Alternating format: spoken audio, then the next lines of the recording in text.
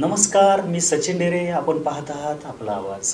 मनसर येथे राष्ट्रवादी काँग्रेस पक्षाच्या वतीनं निर्धार परिवर्तन मेळाव्याचे आयोजन करण्यात आले होते. हा परिवर्तन मेळावा म्हणजे येणाऱ्या लोकसभा व विधानसभा निवडणुकीची पूर्वतयारी आहे असे समजले जात आहे. या परिवर्तन मेळाव्यास माजी उपमुख्यमंत्री अजित पवार, छगन भुजबळ, विधानसभेचे माजी अध्यक्ष दिलीपराव वळसे पाटील, धनंजय मुंडे, युवा नेते अतुल बेनके, राष्ट्रवादीचे पदाधिकारी व कार्यकर्ते मोठ्या संख्येने उपस्थित होते. निर्धार परिवर्तन मेळाव्यात विधानसभेचे माजी अध्यक्ष दिलीपराव वळसे पाटील हे काय म्हणाले आहेत पाहूया.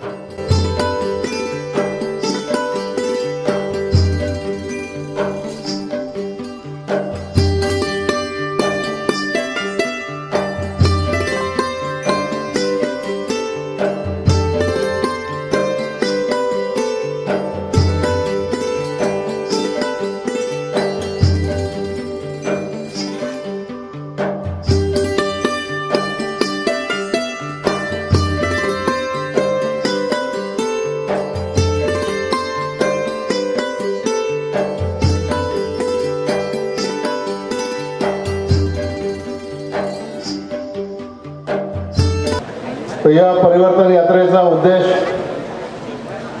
आपल्याला सगळ्यांना समजून घ्यायचा आणि म्हणूनच हे सगळे नेते, आदरणीय भुजबळ साहेब, आदरणीय दादा, आदरणीय मुंडे साहेब, हे सगळे इथं आले आणि त्यांना बोलण्यासाठी अधिक वेळ मिळाला पाहिजे. कारण याच्यानंतर मावळला सभा आहे, पुन्हा खडकवासल्यामध्ये सभा आहे आणि त्यामुळे निश्चित वेळेमध्ये आपल्याला हा कार्यक्रम संपवायचा आहे. त्यांचे विचार आपल्याला या ठिकाणी ऐकायचे. मी सगळ्यांचं त्यांचंही स्वागत करतो आणि तुमचंही सगळ्यांचं एवढ्या मोठ्या संख्येनं उपस्थित राहिल्याबद्दल मनापासून स्वागत करतो. एकच गोष्ट मला तुम्हाला सांगायची की तुम्ही आम्ही भाग्यवान याच्यासाठी आहोत की आदरणीय पवार साहेबांनी आपल्याला, मग जुन्नर असेल, आंबेगाव असेल, खेड असेल, या 3 तालुक्याला काही द्यायचं कमी केलेलं नाही. मग जुन्नरमध्ये 5 धरणं बांधून दिली,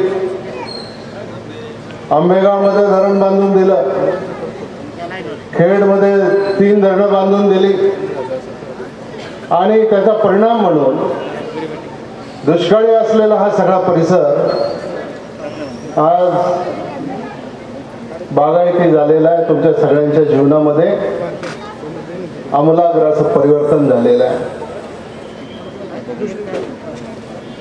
पण होतं काय की कोणीतरी काहीतरी प्रचार करतो, जे 2014च्या लोकसभेच्या निवडणुकीत झालं. मोदी बाबा आले आणि त्यांनी सांगितलं, आधीच्या लोकांनी, काँग्रेसच्या विचाराच्या लोकांनी 70 वर्षात या देशात काहीच केलं नाही. आपल्याला अनेक आश्वासनं दिली, त्याच्यातलं कुठलंही आश्वासन त्यांना पूर्ण करता आलं नाही. फसव्या जाहिराती केल्या, महागाई कमी करतो म्हणून सांगितलं, भ्रष्टाचाराच्या विरोधामध्ये मी लढाई करणार आहे म्हणून सांगितलं, शेतकऱ्याच्या मालाला 1.5 पट भाव देणार आहे म्हणून सांगितलं आणि नोटाबंदी, GST याच्यासारखे अनेक विषय त्यांनी नंतर केले. पण जे स्वप्न तुम्हाला मला दाखवलं होतं ते स्वप्न प्रत्यक्षात आलं नाही. आज आपण सगळी शेतकरी मंडळी आहोत. आज शेतीची काय परिस्थिती आहे, शेतमालाला काय भाव मिळतो, कांद्याचा प्रश्न किती गंभीर आहे, शेतमालाच्या हमी भावाचा प्रश्न किती गंभीर आहे. आज महाराष्ट्रामध्ये दुष्काळ आहे, प्यायला पाणी नाही, आपल्याही भागामध्ये आदिवासी भाग असेल, नाहीतर शिरूर तालुक्यामधला पाबळकेंदूरची तिकडची 12 गावं असतील, आज तिकडे सुद्धा तीच परिस्थिती पिण्याच्या पाण्याची. जनावरांच्या छावण्या सुरू करा म्हटलं तर छावण्या सुरू करायला तयार नाही. रोजगार हमीची कामं सुरू करा म्हटलं तर कामं सुरू करायला तयार नाही. आणि हे सरकार याच्यातलं काहीच करायला तयार नाही, कारण त्यांना तुमच्या माझ्याबद्दल अजिबात आस्था नाही. आणि त्यांचं लक्ष फक्त शहराकडे आहे. त्यांचं लक्ष फक्त मध्यमवर्गीय लोकांच्याकडे. कालचं बजेट आलं, बजेटमध्ये तुमच्या माझ्यासाठी काही नाही तिथं. मग आज ऊसाचं पीक अडचणीमध्ये आलं, साखर विकली जात नाही, ऊसाची किंमत देता येत नाही, पण एक शब्द सुद्धा देशाच्या बजेटमध्ये अर्थमंत्र्यांच्या त्या ठिकाणी आला. घोषणा भलत्याच करतात. मेट्रोच्या घोषणा करतात, बुलेट ट्रेनच्या घोषणा करतात, स्मार्ट सिटीच्या घोषणा करतात. आता याच्यातलं काय काय झालं मला माहीत नाही. आणि म्हणून मी तुम्हाला एकच सांगतो की आपण नुसतं सभेला नाही आलो, सभेला आलो, भाषणं ऐकली, घरी गेलो, एवढ्या पुरता आज तुम्ही नाही आलेले. आपल्याला काय कमी केलं? तुम्ही सगळ्यांनी आशीर्वाद दिला. 6 वेळेला मी महाराष्ट्राच्या विधानसभेत गेलो. पवार साहेबांनी प्रेम केलं, राज्याच्या मंत्रिमंडळामध्ये काम करायची संधी मिळाली, विधानसभेचा अध्यक्ष म्हणून काम करायची संधी मिळाली.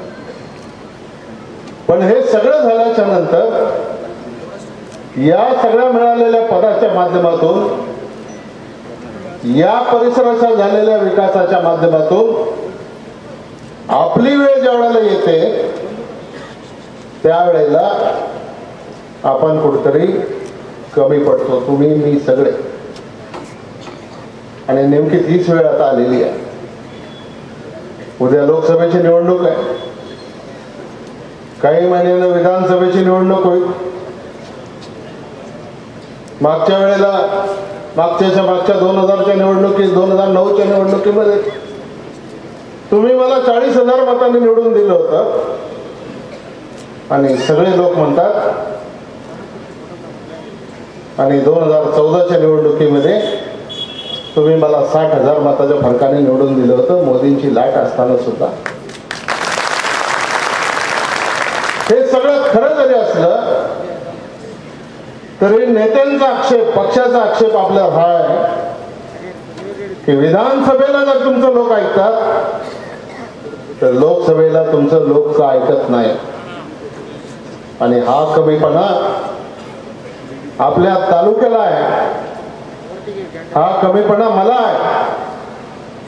आणि याच्यामध्ये काही सुधारणा करायची जर असेल तर तुम्ही सगळ्या लोकांनी त्याच्यामध्ये पक्षाच्या पाठीमागं उद्या खंबीरपणानं उभं राहिलं पाहिजे. आणि उमेदवार कोण आहे काय ते दादा पक्ष ठरवे, पण शेवटी आपल्याला उद्या हे सरकार घालवायचं का नाही घालवायचं? दिल्लीतलं राज्यातलं सरकार तुमच्यासाठी काम करतंय का? मग जर दिल्लीतलं सरकार तुमच्यासाठी काम करत नाही, राज्यातलं सरकार तुमच्या माझ्यासाठी काम करत नाही, आज तुमच्या माझ्या शेतमालाला भाव नाही, आणि पवार साहेब असताना अरे नुसती टाचणी पडली तरी तुमच्या घरी येतो. कर्जमाफी झाली का नाही झाली? किती 71,000 कोटीची कर्जमाफी झाली. दुष्काळ पडला तर मदत, गारा पडल्या तर मदत, एखाद्याच्या शेतात नाही पडल्या तरी त्याच्या खात्यात पैसे जमा. मग काहीच तुम्हाला मला कमी पडू दिलं नाही. मग त्या नेत्याच्या नेतृत्वाखाली आज जर देश पातळीवर सगळे लोक जर एकत्र येत असतील आणि आम्ही आंबेगाव तालुक्यातले लोक, जुन्नर तालुक्यातले लोक, खेड तालुक्यातले लोक किंवा शिरूर लोकसभा मतदारसंघातले लोक आम्ही जर मागे राहत असू तर मग हे काही चांगलं नाही. बरं, आपण ज्यांना निवडून दिलं गेल्या 3 वेळा त्यांनी काय फार मोठा दिवा लावला अशातलं काही भाग नाही का? केलंय काही? मग काहीच केलं नाही. केलं नाही कसं? चाकणला विमानतळ आला, चाकणला SEZ आला, निवडणुकीपासून दिसलेच नाही. रेल्वे उद्यापासून पळणार आहे इथून. बैलगाड्याचं काय झालं तुम्हाला माहितीच आहे. काल एका वर्तमानपत्रात बातमी आली की केंद्राच्या बजेटमध्ये पुणे नाशिक रेल्वेसाठी अत्यल्प तरतूद. माझ्याकडे कागद आहेत, मी बजेटची पानं काढली आणि पुणे नाशिक रेल्वेच्या साठी अतिशय काही हजारातली तरतूद त्या ठिकाणी केली. गेल्या वर्षी 1 रुपया खर्च झाला नाही. स्वप्न तर दाखवायचं. मी 13,000 कोटीची कामं केली. केंद्रातली कामं, राज्यातली कामं मीच केली, आमचं सरकार आहे. जिल्हा परिषदेची कामं मीच केली, आमचं सरकार आहे. विकासाच्या कामामध्ये आपण जरी विरोधी पक्षामध्ये जरी असलो तरी सुद्धा विकासाच्या कामामध्ये आपला कुठं खंड पडला असेल तर तुम्ही मला सांगा. आता रेल्वे सुरू होईल तेव्हा होईल. माझी फक्त शिवसेना भाजपच्या सरकारला आणि त्यांच्या कार्यकर्त्यांना प्रतिनिधींना एवढीच विनंती आहे की मनसरचा ST डेपो अजितदादा अर्थमंत्री असताना, भुजबळ साहेब असताना, आम्ही सगळे सरकारमध्ये असताना पैसे देऊन मंजूर होऊन 5 वर्ष बांधकाम होऊन पडलेलं आहे. 5 वर्षामध्ये त्याच्यामध्ये एक ST सुद्धा या सरकारला सुरू करता आली नाही. आता हे सगळे स्थानिक प्रश्न आहे. मग आता कलवडीचा प्रश्न, माळसाकांचा प्रश्न, हे सगळे प्रश्न आहेत. त्या प्रश्नाच्या संदर्भामध्ये आम्ही लक्ष घातलेलं आहे, पूर्वीपासून घातलेलं आहे, आजही घातलेलं आहे. योग्य वेळेला त्याच्यामध्ये मी भूमिका मांडेल. आज एवढ्या मोठ्या नेत्यांचा वेळ घेऊन त्याच्यावर मी बोलून या ठिकाणी इच्छित नाही. आदिवासी भागावर आज अन्याय चाललेला. विद्यार्थ्यांना जेवणाच्या ऐवजी खात्यात पैसे DBT ती पण मिळत नाही. वसतिगृहांची दयनीय अवस्था झालेली आहे. आज इको सेन्सिटिव्ह झोन केला. पहिला परिसराला तिकडं पश्चिम घाटला इको सेन्सिटिव्ह झोन केला. आता आपल्या भीमाशंकरच्या पट्ट्यात सुद्धा त्या ठिकाणी इको सेन्सिटिव्ह झोन केला. त्याच्यामुळं आज अनेक प्रश्न निर्माण झालेले आहेत. दलित समाजाची हीच परिस्थिती आहे.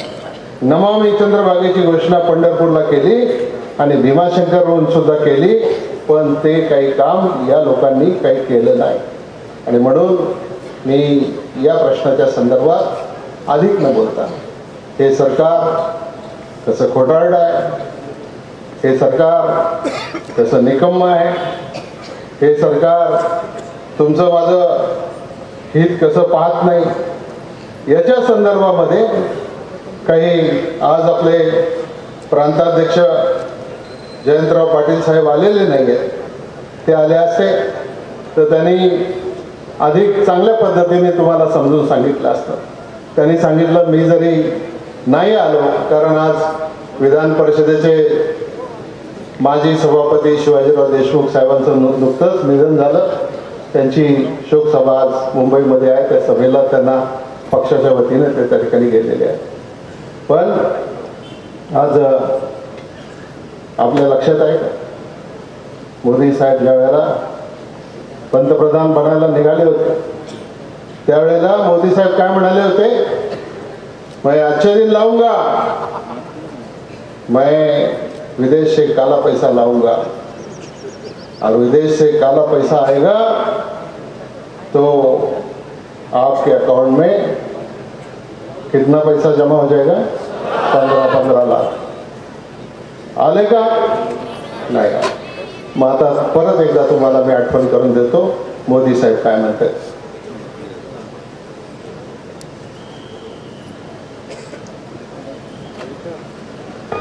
भी हम रुपये ले आए ना तो भी हिंदुस्तान के एक एक गरीब आदमी को मुफ्त में 15-20 लाख रुपए भी मिल जाए। आता हे मोदी साहेब, आता हे जर खरं बोलतात म्हटले तर यांच्याच पक्षाचे अध्यक्ष अमित शाह ते काय म्हणतात ते ऐका। लेकिन जो चुनावी भाषण में प्रधानमंत्री ने बात कही उसको वो बार बार दोहरा रहे हैं कि 15 लाख रुपए अकाउंट में क्यों नहीं आए। देखिए ये जुमला है, किसी के अकाउंट में 15 लाख रुपया कभी नहीं जाता, वो उनको भी मालूम है और आपको भी मालूम है, देश की जनता को भी। आता काय खरं काय खोटं आहे तुम्हीच ठरवा। आता नरेंद्र मोदी साहेबांनी ज्या वेळेला लोकसभेची निवडणूक लढली त्यावेळेला त्यांनी सांगितलं तुम्ही मला पंतप्रधान करू नका, तुम्ही मला या देशाचा चौकीदार करा, या देशाचं राखण मी त्या ठिकाणी करेन। आणि त्यांनी राखण केलं का नाही केलं तुम्हाला माहिती आहे। नीरव मोदी बँकेला बुडून गेले, विजय मल्ल्या बँकेला बुडून गेले, चोक्सी बँकेला बुडून गेले आणि यांनी सगळ्यांनी या देशालाच बुडवायचं काम केलं।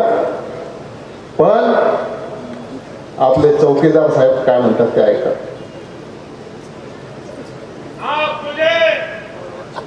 आप मुझे प्रधानमंत्री मत बनाइए, भाइयों बहनों, आप मुझे प्रधानमंत्री मत बनाइए, आप मुझे चौकीदार बनाइए, चौकीदार।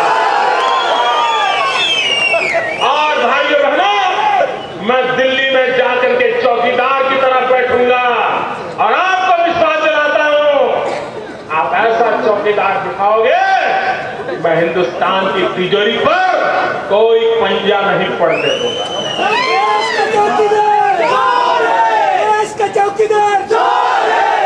हे नुसतं तुम्हीच नाही म्हणत, आता कुठेही तुम्ही जा नुसतं चौकीदार शब्द म्हटला की पुढून लोक काय म्हणतात,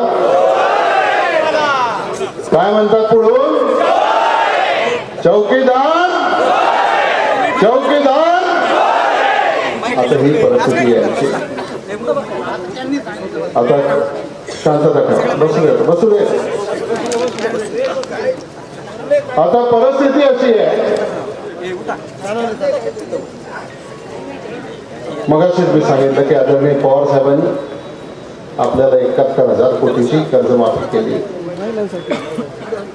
मोदी साहेबांचं लोकसभेतलं भाषण तुमच्या लक्षात आहे का? एका सभेमध्ये मोदी साहेबांनी हे सांगितलं होतं की तुम्ही मला या देशाचा प्रमुख करा, मी तुम्हाला कर्जमाफी देतो। नक्की काय म्हटलं ते मोदी साहेब ऐका। मेरे किसान भाइयों को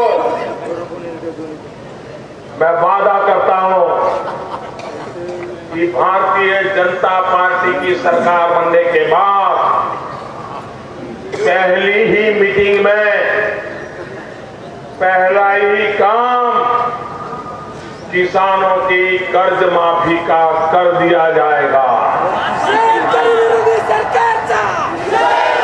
और मैं खुद इस काम को करवा के रहूंगा, ये मेरी जिम्मेवारी मान लीजिए। आता निवडून आल्यावर पहिल्या कॅबिनेटच्या मीटिंग मध्ये तुम्हाला कर्जमाफी देणार होते। मीटिंग नाही झाली असं नाही, आता शेवटची मीटिंग आली। आता याच्यानंतर परत मीटिंग घ्यायला त्यांना संधी नाही। पण अरे जेव्हा पवार साहेबांनी कर्जमाफी दिली असं भाषण केलं होतं, कोणाची मागणी होती, कुठं काही आंदोलन झालं होतं? मग काहीच झालं नव्हतं। रातोरात तुमच्या खात्यामध्ये त्या ठिकाणी पैसे आले। किमान एवढं तरी लक्षात ठेवा उद्याच्या लोकसभेचं मतदान करताना।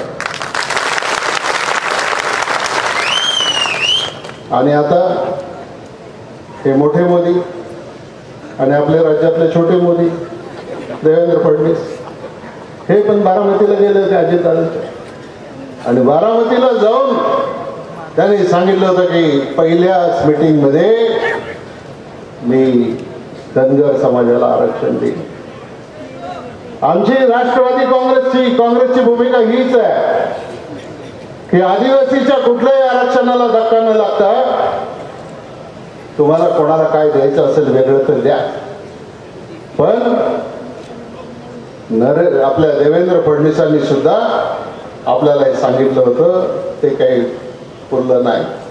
आता एका बैठकीत देवेंद्र फडणवीसांना असं परिस्थितीला सामोरं जावं लागलं. खोटं बोलल्यानंतर माणसाची काय अवस्था होते आणि शब्द दिल्यानंतर पुरा केला नाही तर काय अवस्था होते ते जरा बघा.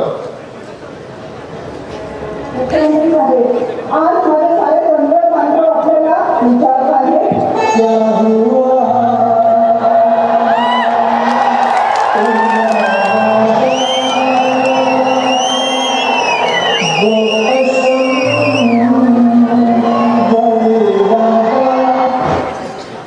चेहरा बघायचा फक्त.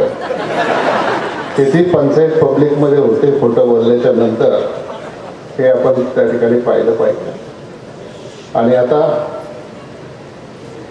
मोदी साहेब एका सभेत म्हटले की सुप्रीम कोर्टाने आता निर्णय केलाय 50% पेक्षा जास्त कोणाला आरक्षण देता येणार नाही. आणि तो निर्णय म्हणजे ते भाषण केल्याच्या नंतर काय भाषण केलं होतं तर मोदी साहेबांचं भाषण असलं तर दाखवा बरं. चुनाव के समय 2% 5% आरक्षण बांटते थे, चुनाव जीतते थे. सुप्रीम कोर्ट ने निर्णय किया, सुप्रीम कोर्ट ने कहा कि 50% से अब आगे किसी को कोई आरक्षण बढ़ाने का हक नहीं है. पूरे हिंदुस्तान में अब 50% पर कैप लग गया है, उसके आगे कोई सरकार जा नहीं सकती, सुप्रीम कोर्ट ने कहा है. अब किसी को भी आगे बढ़ना है तो उसमें से कोई न कोई बेईमानी करनी पड़ती है. लालू जी, नीतीश जी, पुढे पुढे सोनिया जी और भी कुछ राजनीतिक दल वो क्या करने जा रहे हैं आपको मालूम है? मैं दलितों को पूछता हूं, मैं महादलितों को कहता हूं, मैं पिछड़ों को कहता हूं, अति पिछड़ों को कहता हूं, एक पाप की योजना बना रहे हैं लोग. पाप की योजना, आपका आरक्षण में से 5% छीनने का षड्यंत्र ये सारे लोग कर रहे हैं. मैं चेतावनी देता हूं. आता याच मोदी साहेबांनी परवा संसदेमध्ये निर्णय घेऊन इतर समाजाला 10% आरक्षण द्यायचा निर्णय घेतला. आपला पाठिंबा आहे सगळ्यांचा. आता झालं 60%. फडणवीसांनी दिलं 16%. आता हे सगळं टिकणार का नाही टिकणार हा खरा प्रश्न आहे. आणि मोदी साहेब काय म्हणतात की 50%च्या वरती कोणाला जर जायचं असेल तर काही ना काहीतरी बेईमानी करावी लागते. आता याच्यात भाजपचा उद्देश काय आहे मला माहिती नाही, मी काही त्याच्या संदर्भामध्ये बोलू इच्छित नाही. त्याचा अर्थ काय तुम्ही काढायचं ते काढा. आता निवडणुकीच्या वेळेला मोदी साहेब काय म्हणतात, तुम्ही माझ्या हातात सत्ता द्या, दरवर्षी मी 2 कोटी रोजगार निर्माण करतो. मिळाली नोकरी कोणाला? 5 वर्षात 10 कोटी रोजगार तयार व्हायला पाहिजे होते. 10 कोटी सोडा आहे त्याच लोकांच्या नोकऱ्या गेल्या. आणि आता मोदी साहेब काय म्हणतात ते बघ.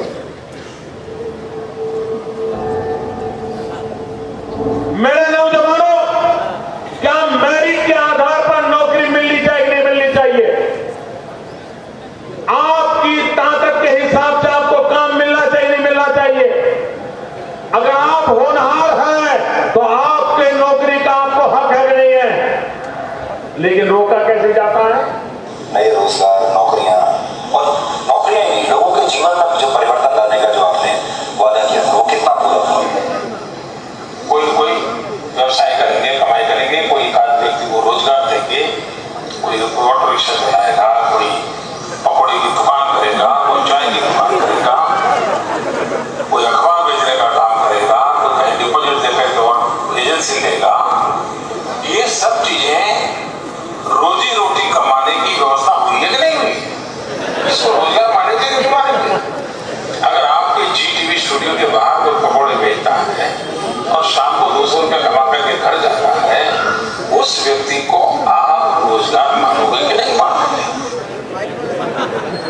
आता BA BCom MBA mechanical engineering काय आणखीन PhD वगैरे सगळ्या लोकांनी एकच लक्षात ठेवायचं, आता आपल्याला नोकरी करायची म्हणजे फक्त पकोड्याचं दुकान काढायचं आणि पकोड्याचं दुकान काढून घरी पैसे घेऊन जायचे. पकोडे म्हणजे भजी तळायची घरी जायचं. मग तुमच्या बचत गटांना काही कामच राहणार नाही पुरुषांनी त्या हातामध्ये घेतलं त्यानंतर.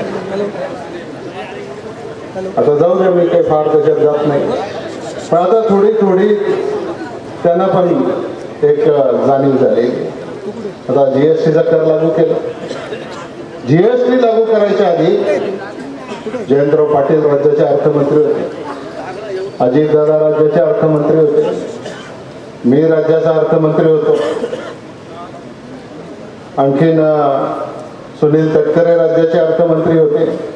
दिल्लीमध्ये ज्यावेळेला सगळ्या मिटिंगा व्हायच्या त्यावेळेला आम्ही अर्थमंत्री म्हणून त्या मिटिंगला हजर असायचो आणि त्यावेळेला गुजरातचे मुख्यमंत्री म्हणून नरेंद्र मोदी त्या मिटिंगला हजर असायचे आणि त्या मिटिंगमध्ये त्यांचं GST बद्दल काय मत होतं ते आहे. जहां तक GST का सवाल है, भारतीय जनता पार्टी का और गुजरात का रवैया प्रारंभ से ही बहुत साफ है. GST कभी सफल नहीं हो सकता. हे मुख्यमंत्री असताना बोलले गुजरातचे. आता पंतप्रधान असताना काय म्हणतात ते ऐका. GST से जो लाभ मिलने वाले हैं, और इसलिए मैं ये कहूंगा कि कानून भले कहता हो कि गुड्स एंड सर्विस टैक्स, लेकिन हकीकत में ये गुड एंड सिंपल टैक्स है.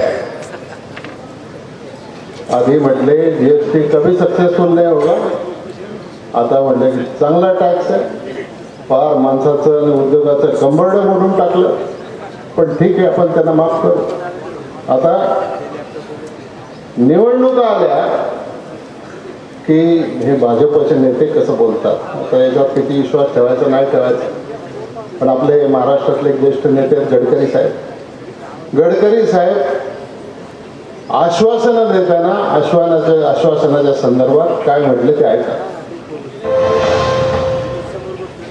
आमच्या सगळ्यांचा एवढा दृढ विश्वास होता, एका प्रकारे आत्मविश्वास होता की आयुष्यात आम्ही कधी राज्यावर येतच नाही याबद्दल आमच्या मनात पूर्ण विश्वास होता. त्यामुळे आमच्या आजूबाजू लोक काय म्हणतात, बोला ना, सांगा ना, बिघडतं का, तुम्हाला कोणत्या जबाबदारी येणार आहे. आता राज्य येऊन गेलं, आता सत्यस्थिती आहे.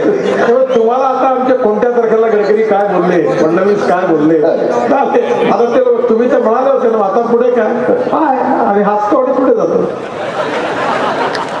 काय बनवाबनवी, एवढी बनवाबनवी आहे का कुठं.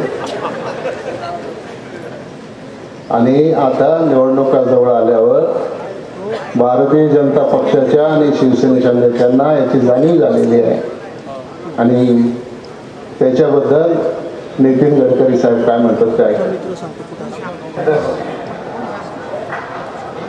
कोई भी सत्ता आंखें निकाल सकती है पर दिल के अंदर छुपे हुए सपनों को कोई समाप्त नहीं कर सकता. दूसरे सपनों की और एक विशेषता है कि सपने दिखाने वाले लोग, नेता लोगों को अच्छे लगते हैं, पर दिखाए हुए सपने अगर पूरे नहीं किए तो जनता उनकी पिटाई भी करती है. आता समय कशाचा आलेला आहे, पिटाईचा समय आलेला आहे.